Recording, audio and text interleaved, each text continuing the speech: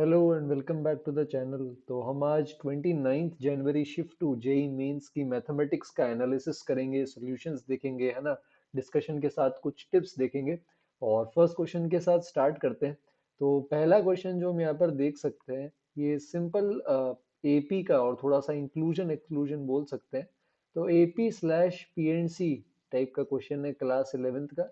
Moderate question है। तो यहाँ पर अगर आप ध्यान से पढ़ोगे तो क्वेश्चन के अंदर ये बोला है कि नंबर आपका 3 डिजिट नंबर होना चाहिए, यानी 100 से लेकर के 999 के बीच के वो सारे नंबर्स जो या तो 3 से डिविजिबल हैं या 4 से डिविजिबल हैं बट 48 से डिविजिबल नहीं है। तो पहले हम वो नंबर निकाल लेते हैं जो 3 या 4 से डिविजिबल है ना। तो 3 से डिविजिबल वाले कहाँ कहाँ से होंगे हमारे पास? 102, 105 से लेकर के 999। तो इस एपी के अंदर हम नंबर ऑफ टर्म्स जो है वो काउंट कर सकते हैं। तो ये जैसे 34th मल्टीपल है 3 का, और ये 333rd मल्टीपल है 3 का। तो हमारे पास ऐसे 200 टर्म्स आ गए। इसी तरह 4 से डिविजिबल वाले क्या हो जाएंगे? 100, 104, है ना, 108 और 996 तक। तो इस तरह से हमारे पास 4 वाले जितने भी नंबर्स हैं वो आ जाएंगे।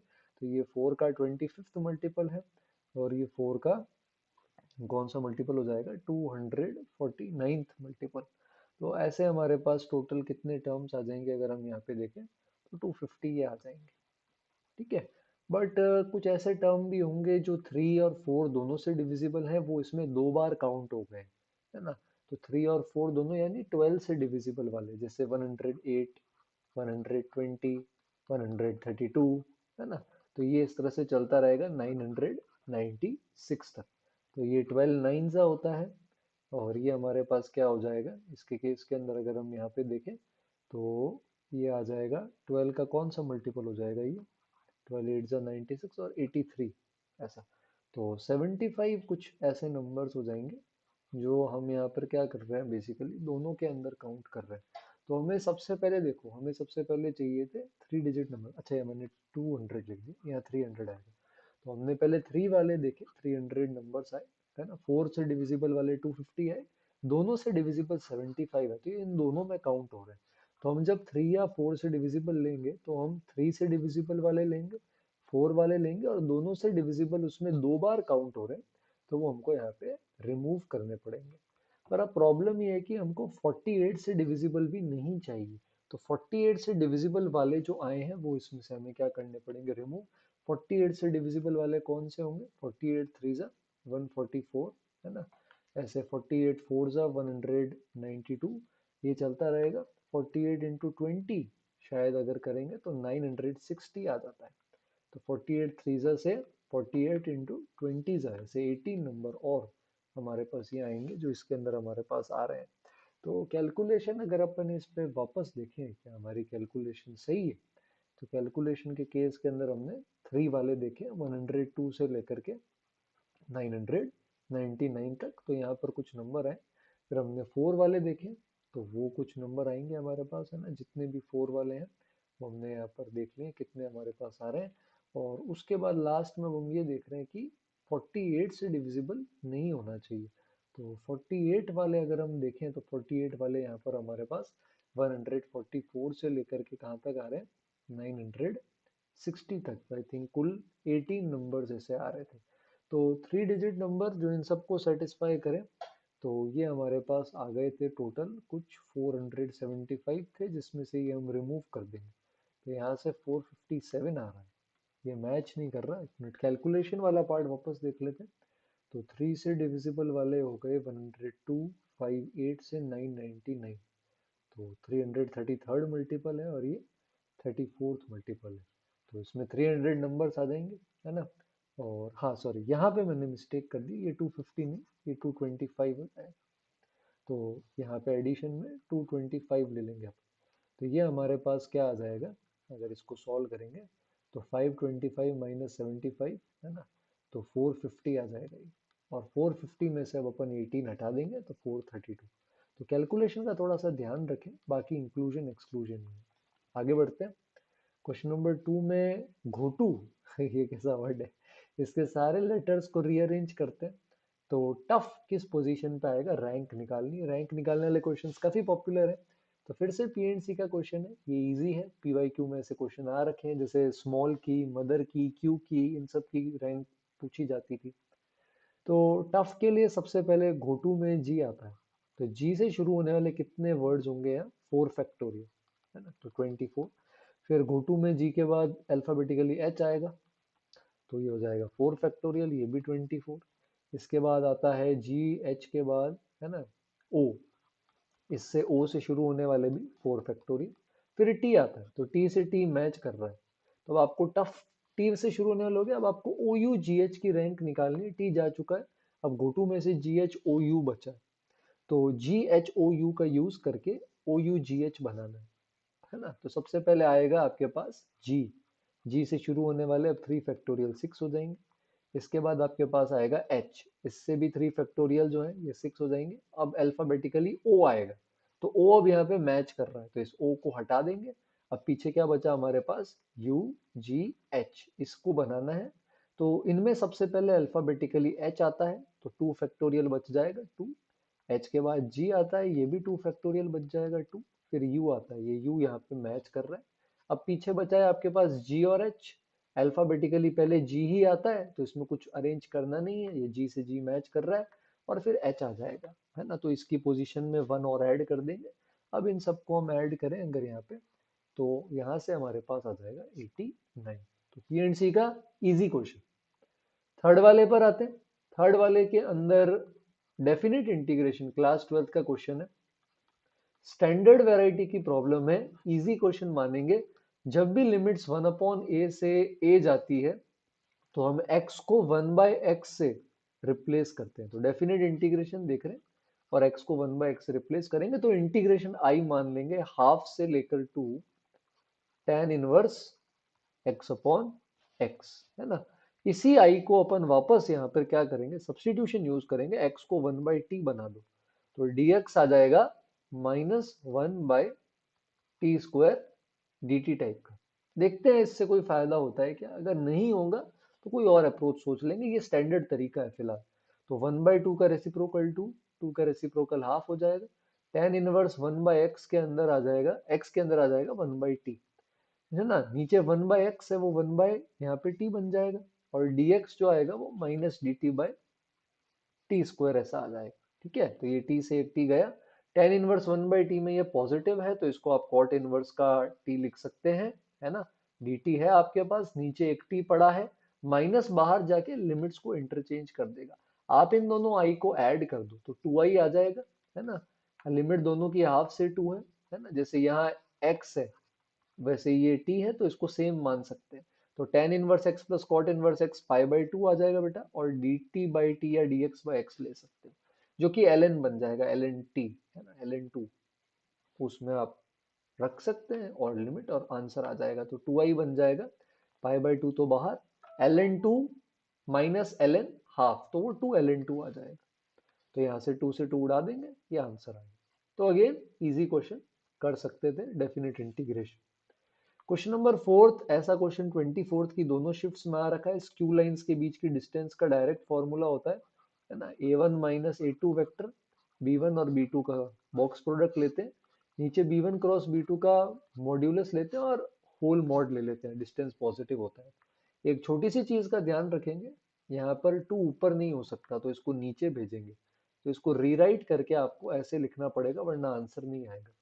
तो आपका a1 वेक्टर जो है ना, वो एक पॉइंट होगा, I cap plus J cap plus 3k cap. A two vector दूसरी वाली लाइन पे पॉइंट है, 2i cap plus J cap minus 2k cap.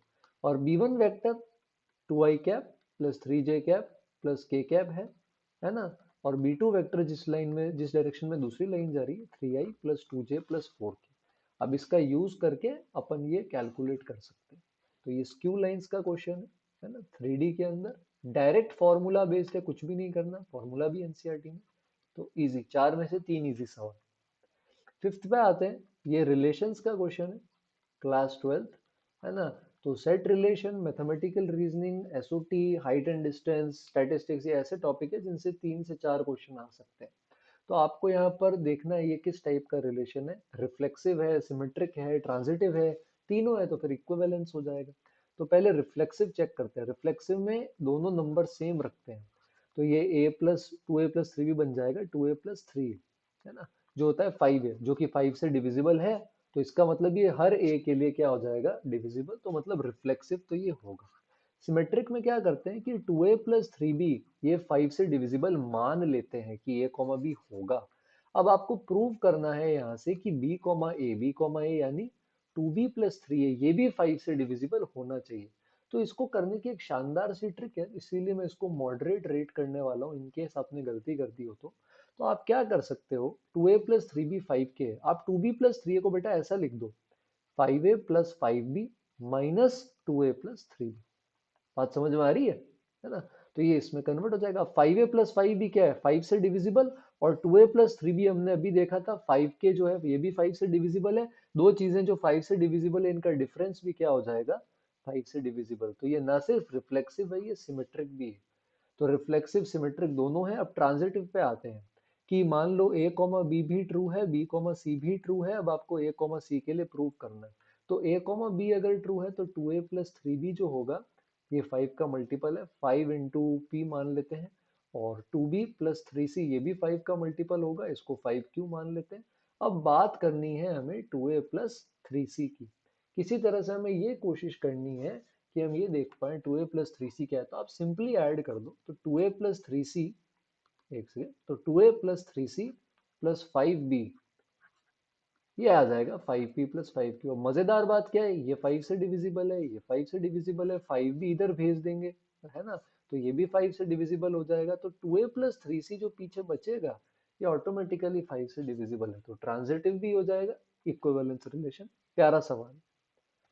Question number six mathematical reasoning का है, जिसकी बात हम अभी कर रहे थे कि इनसे तीन से चार क्वेश्चंस आते हैं। रीजनिंग से तो हर एक शिफ्ट में एक क्वेश्चन मिला है इस बार हमें।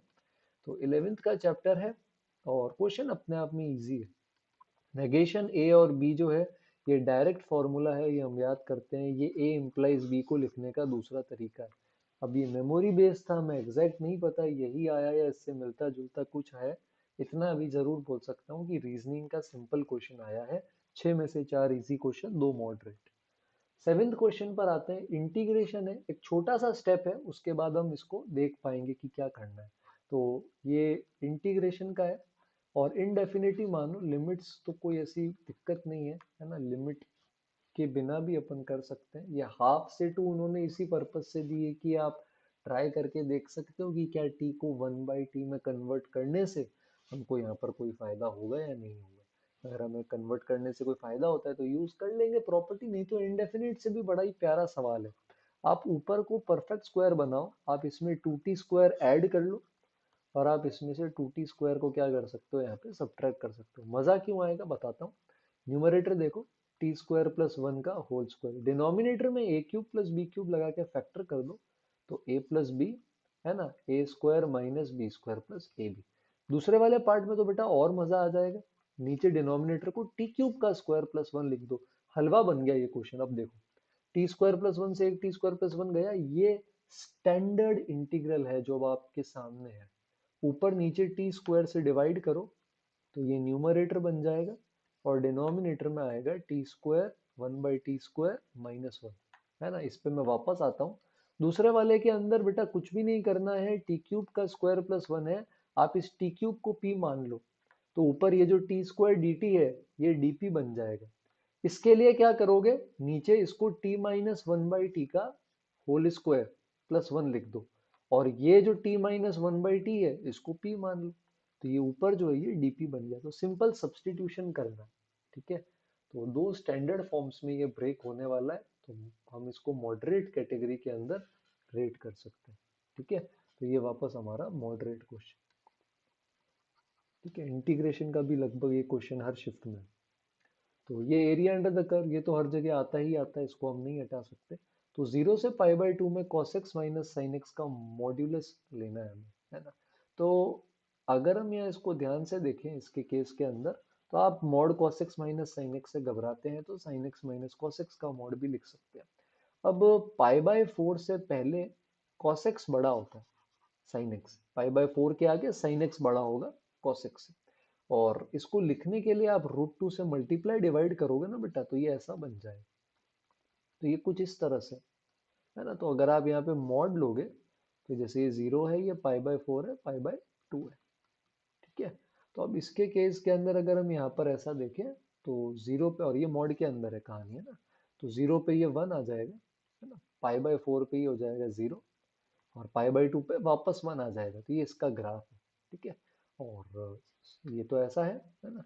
साइन एक्स जो चीज आएगी अपने पास इसके केस में, और ये लेस देन इक्वल टू है ना, तो y बड़ा है, ये वाली क्वांटिटी छोटी आएगी इसके केस के अंदर, y बड़ा होगा और ये छोटा हो जाएगा।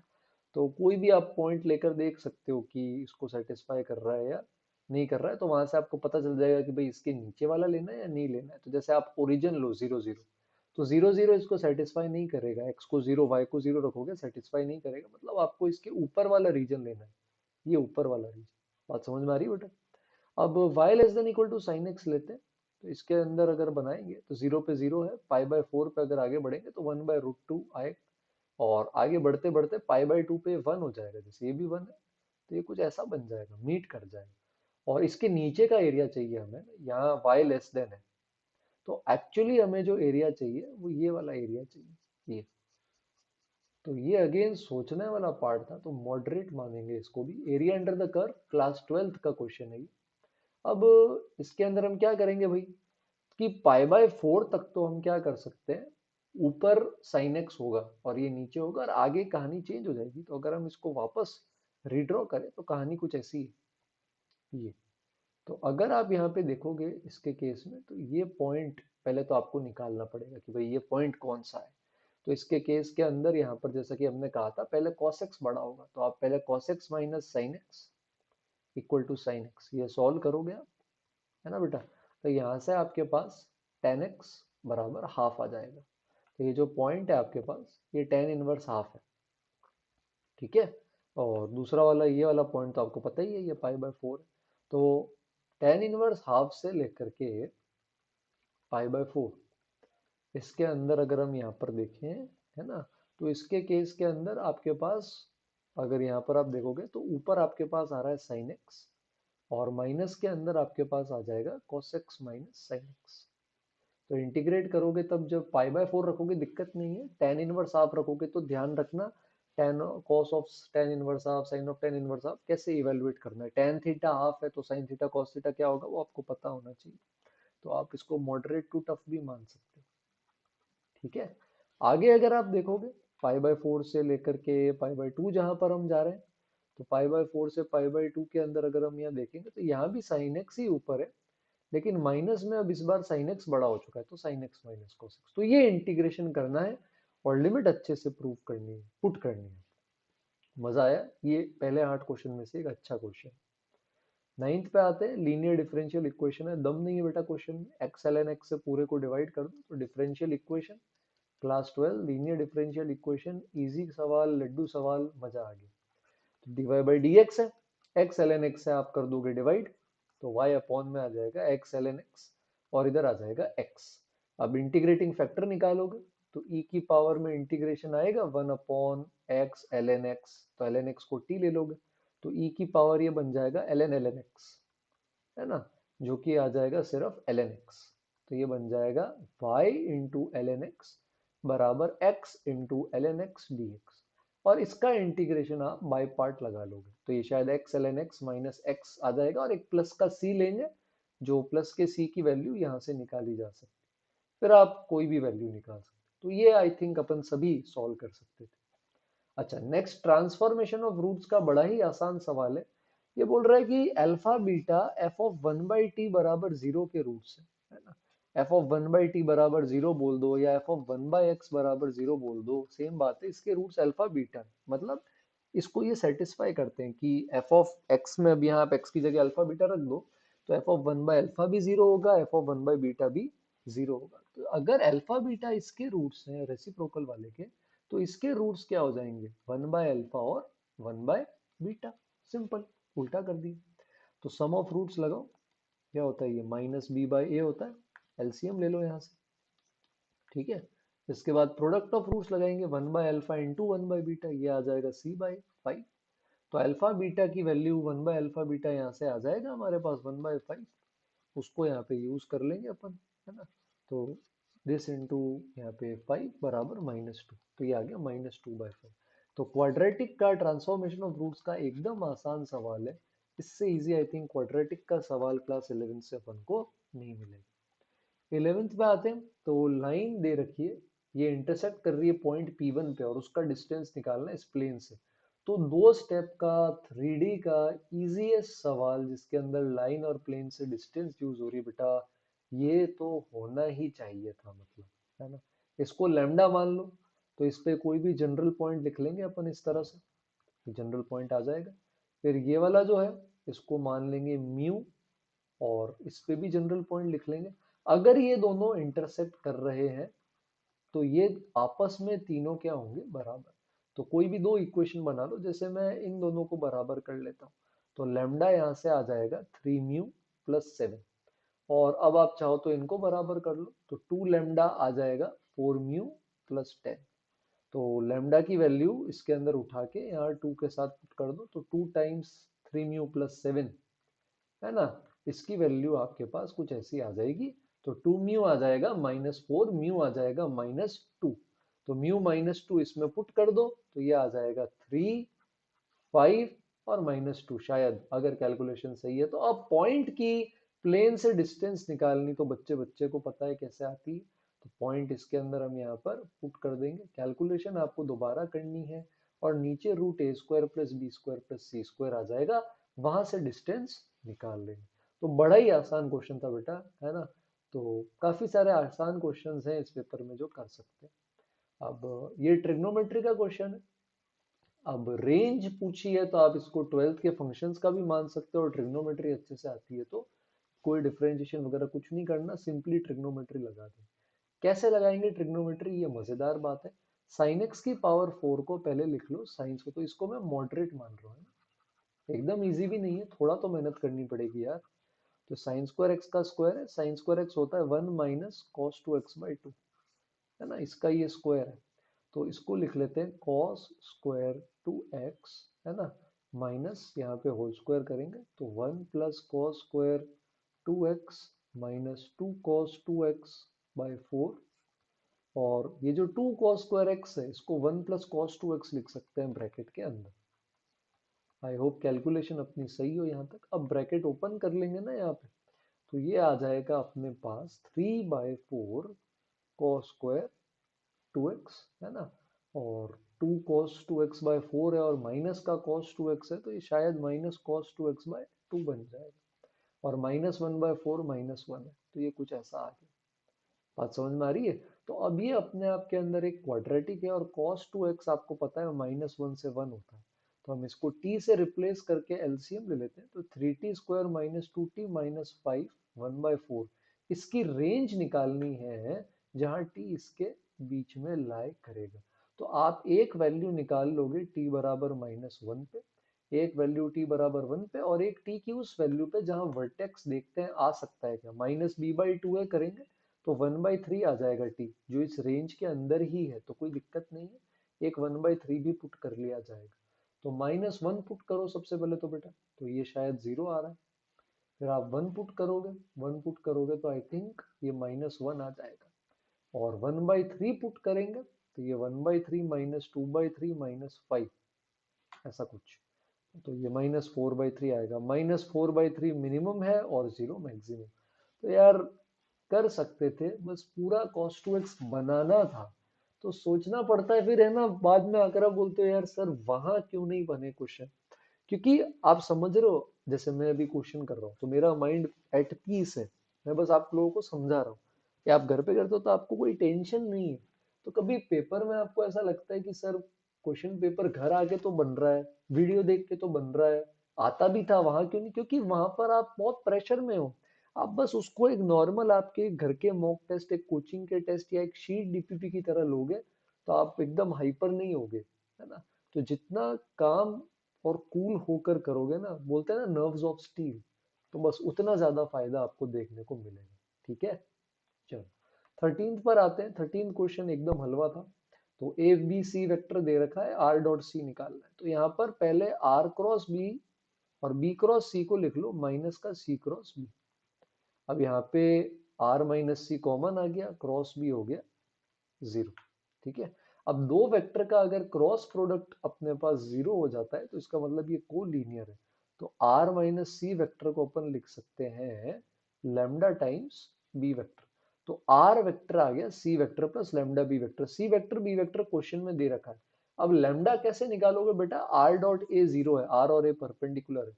तो आर डॉट ए कर लो, ये आ जाएगा c dot a plus lambda times b dot a. बात समझ में आ रही है?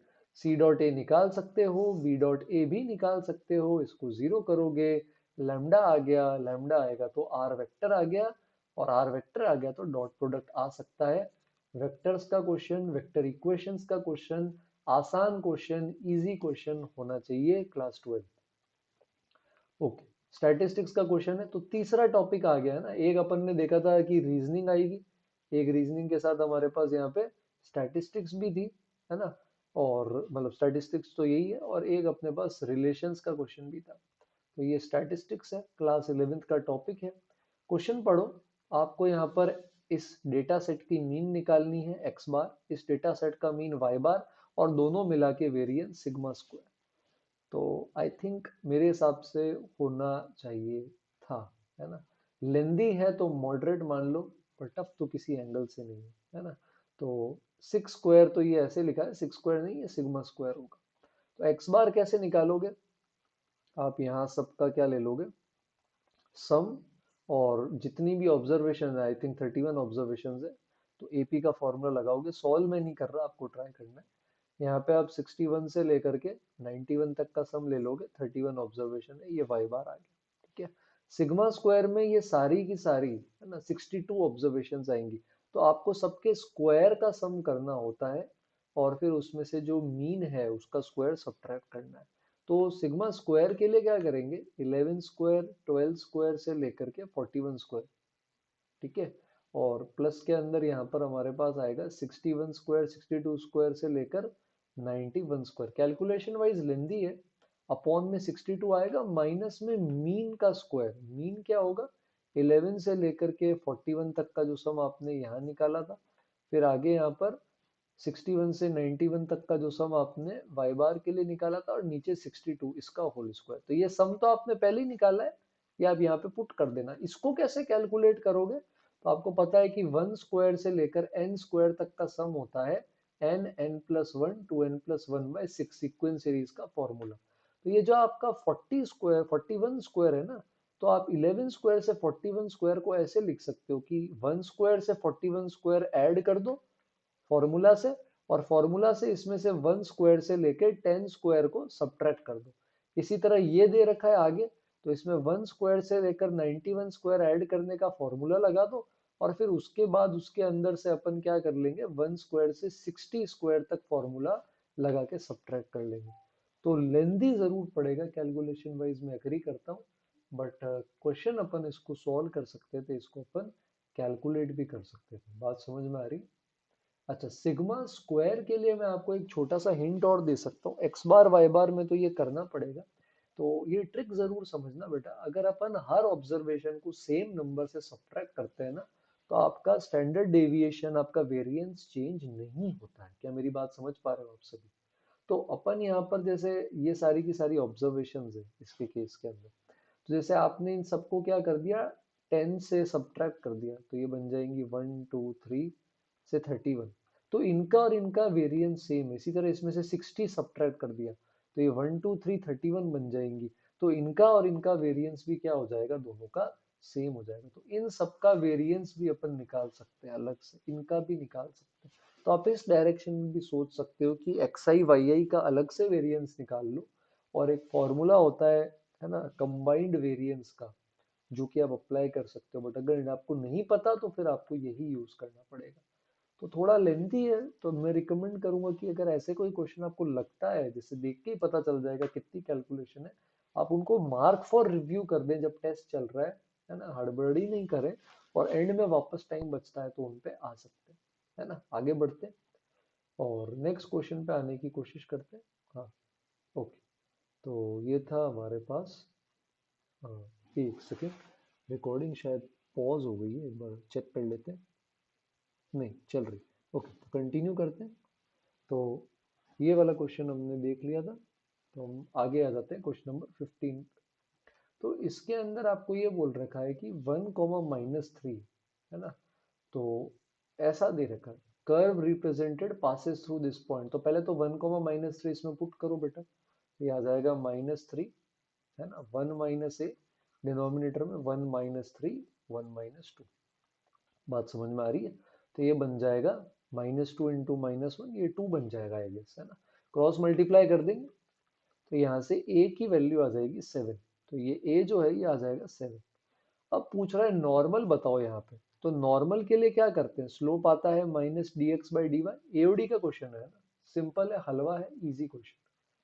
तो -dx/dy, तो dy/dx निकालेंगे, उल्टा करके साइन बदल देंगे और फिर पॉइंट स्लोप फॉर्म लगा देंगे, y -3/x-1।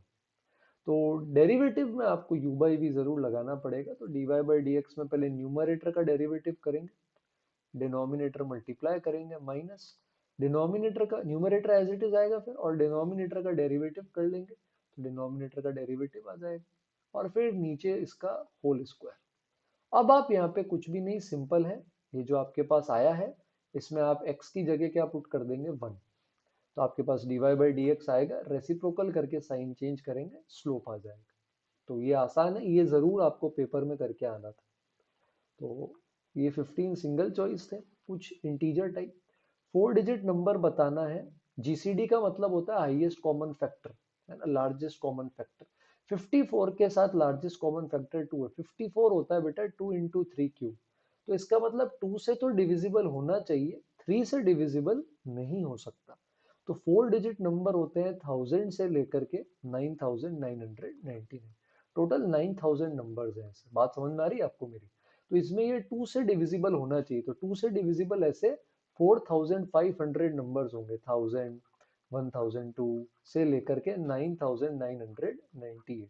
ये 2 का 500th मल्टीपल है और ये 2 का 49999th मल्टीपल है। तो ऐसे नंबर आएंगे, लेकिन 3 से डिविजिबल नहीं होना चाहिए। तो 3 से डिविजिबल नहीं होना चाहिए, तो ऑड मल्टीपल्स तो वैसे भी हमने लिए ही नहीं 4500 में, है ना, जैसे 1005 लिए ही नहीं। तो 3 के इवन मल्टीपल 6 वाले होते हैं, तो आपको वो 6 वाले मल्टीपल्स इसमें से हटाने हैं। 6 के मल्टीपल्स होंगे 1002, 1008, 1014, ये चलता रहेगा बेटा, और लास्ट में आएगा 9996। तो अगर आप एपी भी लगा सकते हो और ऐसे भी देख सकते हो कि ये आपका, है ना, 167th मल्टीपल है 6 का। और अगर आप ये देखोगे तो ये 166 मल्टीपल शायद ऐसा कुछ आ जाएगा, है ना। तो ये 1500 मल्टीपल्स आ जाएंगे 6 के, जो हमें नहीं चाहिए 3 से डिविजिबल वाले, ये इसमें से हटा देंगे, है ना। तो 3000 बच जाएगा। इजी, जो इंक्लूजन एक्सक्लूजन अभी पीछे देखा ना अपन ने, इससे इजी है। तो सेम टाइप के दो क्वेश्चन आ गए, है ना। आगे बढ़ते हैं। ये सीक्वेंस सीरीज है, टफ क्वेश्चन है। कंसेप्ट समझना, कंसेप्ट बड़ा ही इंपॉर्टेंट है। इस सीरीज को ध्यान से देख लो, घोट के पी लो। अब जहां जहां n दिख रहा है उसकी जगह n+1 रख दो। तो ये बन जाएगा f1, 2f2, है ना, 3f3। कहां तक जाएगा बेटा ये, एन एफ एन के आगे नहीं ले रहा हूं मैं, आगे तक जा रहा हूं कि मैं n की जगह n+1 रख दूं। एक एक स्टेप आगे जाके सीरीज ले ली मैंने एलएचएस में। तो आरएचएस में भी n की जगह अपन क्या रख लेंगे, n+1 रखते हैं। ये स्टैंडर्ड तरीका है, ध्यान रखना। दोनों को बेटा सब्ट्रैक्ट कर देंगे, तो ये सारे टर्म्स जो अपन यहाँ देख पा रहे हैं ना, ये कैंसिल हो जाएंगे, सिर्फ ये बचेगा लेफ्ट हैंड साइड में, n+1 f(n+1). Right hand side के अंदर क्या होगा, ये n+1 जो है ये यहाँ पे कॉमन आ सकता है हमारे पास। तो n+1 आ जाएगा कॉमन, है ना। कैलकुलेशन आई होप अपनी सही हो। n+1 कॉमन आ जाएगा, अंदर बचेगा n+2 fn+1 और माइनस में n fn।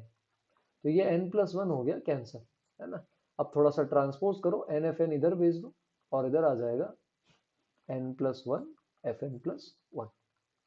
क्या बात समझ में आ रही है। तो अब अगर अपन यहाँ पे देखें, जैसे n को 1 पुट कर दो, तो 1f1 आ जाएगा 2f2, है ना, और ये बराबर हो जाएगा 3f3, है ना, ये बराबर हो जाएगा 4f4। क्या बात चमक रही है? कितना आसान हो गया ये सवाल।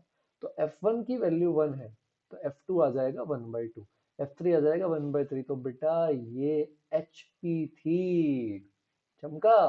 तो 1/f 2022 जो है ये 2022 है, और अगला 2028 है। एक स्टेप में पूरा वक्त बदल गया, जज्बात बदल गए, क्वेश्चन के हालात भी बदल गए। सिंपल सब्ट्रैक्शन करना है, ठीक है।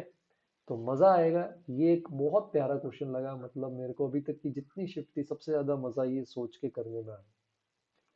आगे बढ़ते हैं सीक्वेंस सीरीज से। क्लास 11th का था, थोड़ा टफ था बट लॉजिक बड़ा प्यारा था। एक और सीक्वेंस सीरीज का क्वेश्चन है, इसी तरीके से करना है। सीक्वेंस सीरीज के दो क्वेश्चन एक जैसे इंटीजर टाइप में जो टफ हो सकते हैं। तरीका समझो, bn पे मैं बाद में आऊंगा, ये तरीका भी सेम है जैसा भी हमने किया था। an-an-1 ये टू की पावर n-1 आएगा, है ना। तो अगर अपन यहाँ देखें तो a2 माइनस a1, है ना बेटा, तो ये बन जाएगा टू की पावर 1। फिर a3 माइनस a2 टू की power 2, a4 minus a3 two की पावर 3। ये चलता रहेगा, है ना। कहाँ तक चलता रहेगा, है ना, an तक पहुंचना है। an-1 टू की पावर n-1, सबको ऐड कर दो बेटा। फर्स्ट और लास्ट के अलावा सब कुछ कैंसिल है। an-a1 ये इन n-1 टर्म्स का सम आ जाएगा हमारे पास। a r की पावर जितने भी टर्म्स है -1 अपॉन नीचे 2-1, तो ये बन जाएगा टू की पावर n-2। a1 की वैल्यू पता है 1, इसको दूसरी तरफ भेज देंगे यहाँ पर हम एडिशन में, तो यहाँ से हमारे पास ये an की वैल्यू आ जाएगी टू की पावर n-1। हलवा हो गया सवाल, कुछ बचा इसके अंदर? कुछ भी नहीं बचा हमारे पास। अब p और q निकालना है। q agp है तो ये लेंदी भी है, तो मैं तो एटलीस्ट ऐसे क्वेश्चन स्टार्टिंग में तो नहीं करूंगा। q निकालना एकदम आसान है ना, मतलब आसान नहीं, लेंदी है एक्चुअली। n बराबर 1 रखो पहले, फिर 2 रखोगे, है ना, तो कुछ ऐसा बनेगा। फिर 3 रखोगे, फिर 4 रखोगे। तो ये एजीपी है, इसका सम मैं आपके लिए छोड़ रहा हूँ। तरीका आपको पता है कैसे करना होता है। अगर एजीपी है तो जो भी आपका आर है, जैसे यहाँ आर हाफ है, तो आप हाफ से इसको मल्टीप्लाई करके आगे शिफ्ट कर दोगे, ये 1/2, फिर आगे 2/2 स्क्वायर, ये चलता जाएगा। तो ये आपको मुझे कमेंट्स में बताना है क्यू की वैल्यू। पी के लिए आपको बी निकालना पड़ेगा, तो फिर से सेम तरीका, bn-bn-1 बराबर an-1। तो ऐसी सीरीज बनाओ, b2-b1 बराबर a1, b3-b2 बराबर a2, ये चलता रहेगा कहाँ तक, bn-bn-1 बराबर an-1। सबको ऐड कर दोगे बेटा, तो यहाँ से bn-b1, ये a1, a1 क्या है, टू की पावर 1-1 से लेकर के, है ना, टू की पावर 2-1 से लेकर के टू की पावर n-1 तक का सम है। तो -1 तो ये कॉमन आ जाएगा n-1 टाइम्स, और बाकी जो पीछे चीज बचेगी आपके पास, ये आपकी जीपी है, टू की पावर n-1 वाली, जिसको यहाँ रख देंगे। तो लेंदी है, टफ है थोड़ा सा, बट आपको अभी घर पर ये वापस ट्राई करके देखना है कि आप इसे सॉल्व कर सकते हो। आइडिया मैंने आपको दे दिया, तो ये तरीका याद रखना। ओके, नेक्स्ट कॉम्प्लेक्स नंबर का क्वेश्चन है। रेंज है, सिंपल सी बात है, इनइक्वालिटी है, ये आप पहले देख चुके हैं आई बिलीव, है ना, ये सभी आप देख चुके हैं। तो मॉड ऑफ z-1/z जो आएगा, आप इसको लिख सकते हो मॉड z, है ना, plus 1 upon mod z। MGM लगाओगे तो ये बेचारा वैसे ही क्या आ रहा है आपके पास, यहाँ 2 या 2 से बड़ा ही आएगा, तो इसके अंदर कोई दिक्कत नहीं है ना। तो ये इस तरह से आ जाएगा, बट हमें पता है कि ये mod z -1 upon mod z, जो डिफरेंस लेते थे ना अपन, mod z1 minus mod z2, इसके होल मॉड से ये बड़ा होता था। तो ये इसके डिफरेंस से डेफिनेटली क्या होगा, बड़ा। तो आपको मॉड z निकालना है, मॉड z को x मान लो अभी के लिए, तो mod x minus 1/x will be less than equal to 2, है ना। तो यहाँ से अब आपके पास बेटा ये इनइक्वालिटी बन के तैयार हो जाएगी।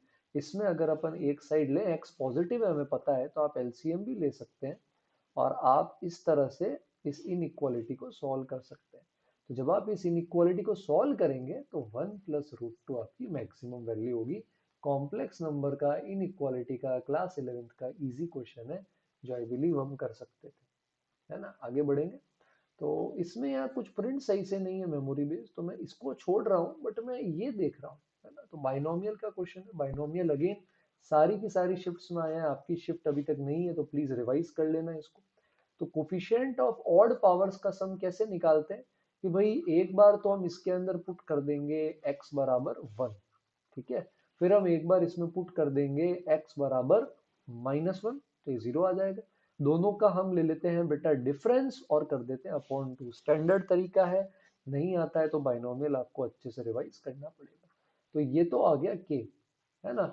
मिडिल टर्म इसका निकालना है, इसका मिडिल टर्म क्या हो जाएगा, 200c 100, 2 की पावर भी 100 और 1/√2 की पावर भी 100, तो ये हो जाएगा 200c 100 और 2 की पावर 50, ठीक है। ये अल्फा आ गया और ये के आ गया।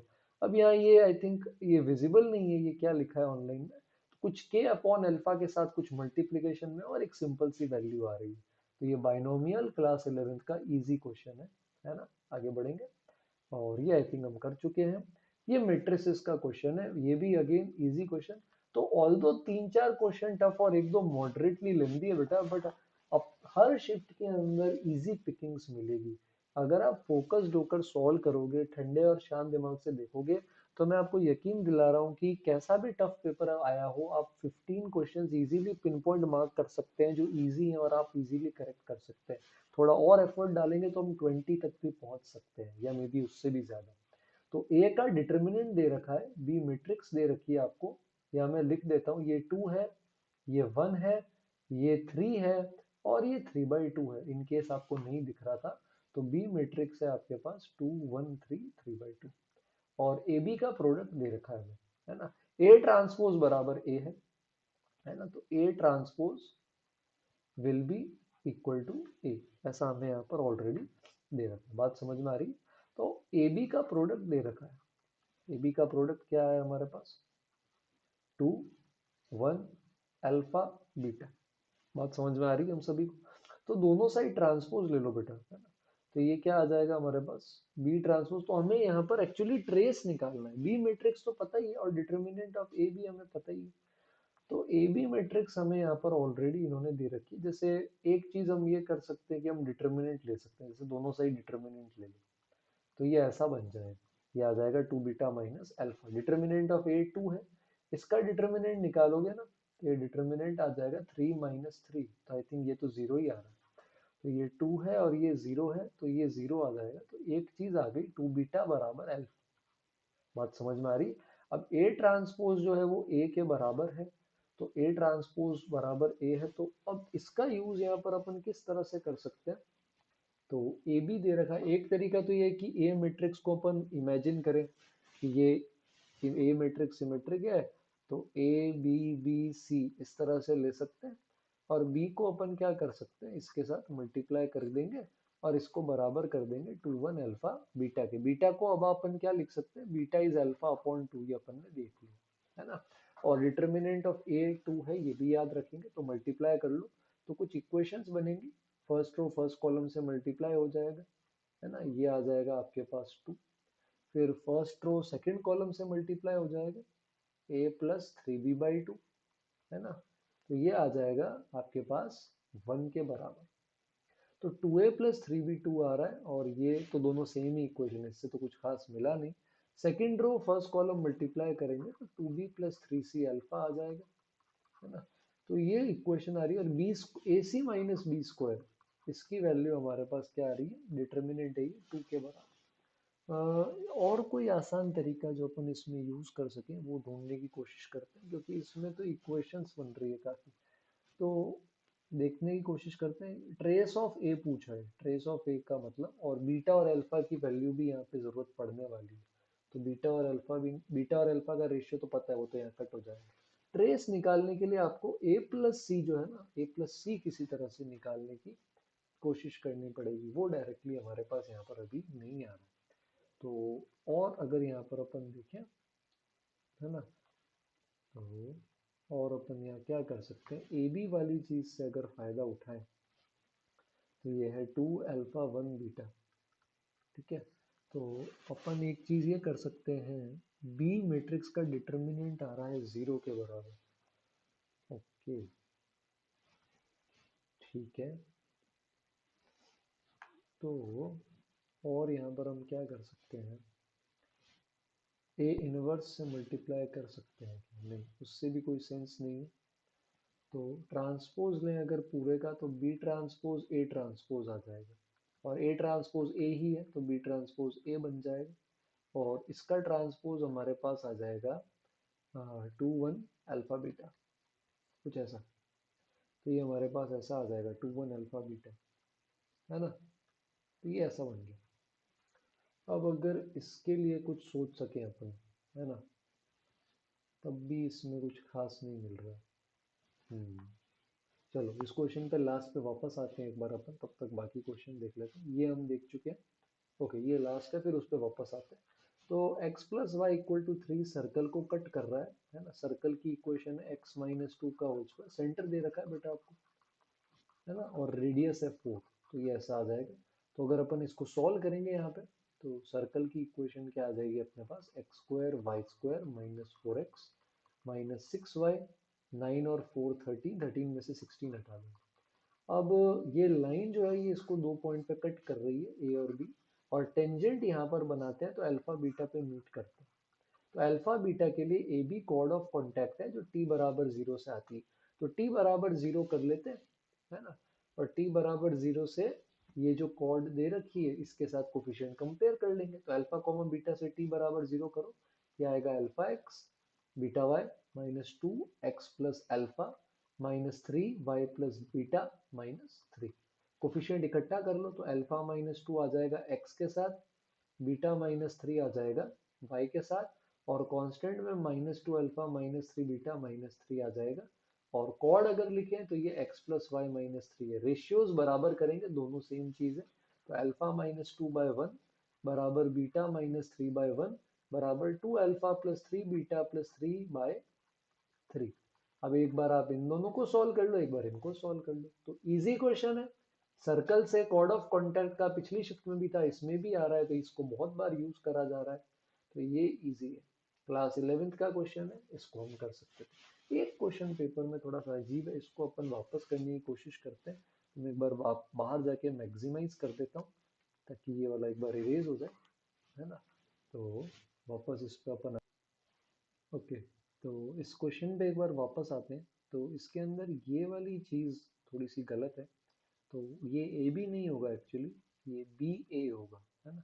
तो अपन एक बार फिर से यहाँ पर इक्वेशंस बनाने की कोशिश करते हैं। तो ए ट्रांसपोज ए है, तो ए सिमेट्रिक है, तो ए को मान लेते हैं ए बी बी और डी, ऐसा, है ना। और अब डिटर्मिनेंट ऑफ ए निकालेंगे, तो a d minus B square, ये आ जाएगा 2। अब बी और बी इंटू ए कैलकुलेट करेंगे, तो ये बी है, और इसको अब अपन मल्टीप्लाई कर लेंगे ए के साथ, ए बी बी डी, और ये अब बराबर हो जाएगा 2 1 अल्फा और बीटा, है ना। तो ये करेक्शन है, ये प्लीज चेंज कर लेना आप अगर आपने क्वेश्चन नोट किया है तो अगर अपन सॉल्व करेंगे तो कुछ इक्वेशंस बनेंगी, 2a plus b first row first column से मल्टीप्लाई करेंगे तो ये ऐसा आएगा। फिर 3a प्लस 3b/2, है ना, ये आगे मल्टीप्लाई करेंगे सेकेंड रो फर्स्ट कॉलम, और तो ये अल्फा आ जाएगा। इसके आगे फिर वापस अगर अपन मल्टीप्लाई करेंगे तो 3b प्लस 3d/2, ये आ जाएगा बीटा। और इसके केस में अगर अपन एक और देखें तो 2b प्लस डी 1 आ जाएगा। तो अगर ये चारों इक्वेशंस और एक ये पांचवी इक्वेशन, इनको सॉल्व करेंगे, तो यहाँ से हमारे पास फाइनल वैल्यूज आ जाएंगी। ए के लिए 6/5, अल्फा के लिए हमारे पास यहाँ पर आ जाएगा 3, बी हमारे पास आ जाएगा -2/5, और डी हमारे पास आ जाएगा 9/5, है ना। बीटा शायद 3/2 ऐसा कुछ आएगा। तो इससे ये सारी आ जाएंगी। तो ये करेक्शन जो है ये हम यहाँ पे नोट कर सकते हैं, ठीक है। चलो, तो यहीं तक हम रखेंगे डिस्कशन आज का। तो आपको वीडियो पसंद आए तो प्लीज़ लाइक करें, शेयर करें, सब्सक्राइब करें चैनल को, कमेंट करें, और मिलते हैं ऐसी एक और वीडियो के साथ। तब तक के लिए थैंक यू।